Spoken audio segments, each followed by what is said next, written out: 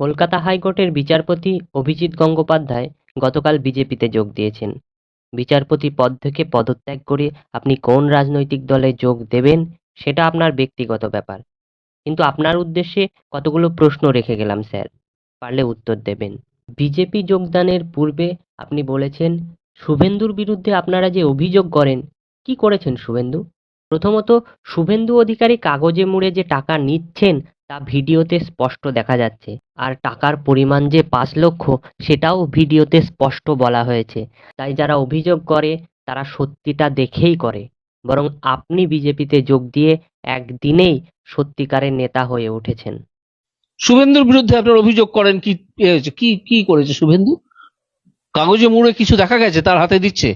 কাগজের ভেতর টাকা ছিল? উনি দেখেছেন? যারা এই কথা বলেন তারা দেখেছেন যে কাগজের ভেতর টাকা ছিল?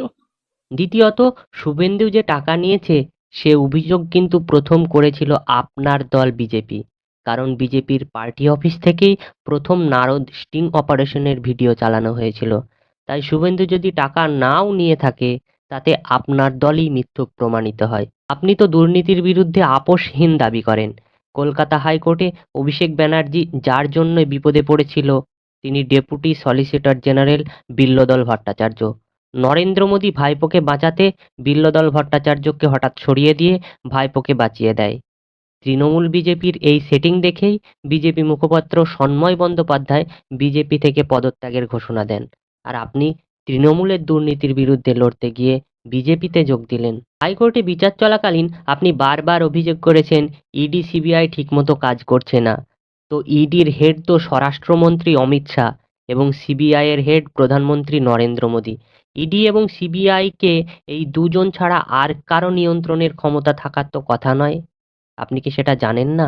ঝাড়খণ্ডের মুখ্যমন্ত্রী হেমন্ত সোরেনকে ইডি দুর্নীতির অভিযোগে গ্রেপ্তার করেছে। পি চিদম্বরমকে বাড়ি থেকে তুলে এনে গ্রেপ্তার করেছে। লালু প্রসাদ যাদবকেও গ্রেপ্তার হতে হয়েছে। কিন্তু এদের থেকে হাজার গুণ বেশি দুর্নীতির প্রমাণ থাকা সত্ত্বেও মমতা এবং অভিষেককে কেন মোদী অমিত শাহের ইডি সিবিআই গ্রেপ্তার করছে না? পারবেন এর উত্তর দিতে? শিক্ষক দুর্নীতিতে ঘুষ নিয়ে চাকরি দেওয়ার কথা স্বীকার করেছে অধুনা তৃণমূল বর্তমান আপনার দলের নেতা বিশ্বজিৎ কুণ্ডু। তার সঙ্গে একসাথে মিছিলে হাঁটতে কেমন লাগবে আপনার? পারলে জানাবেন।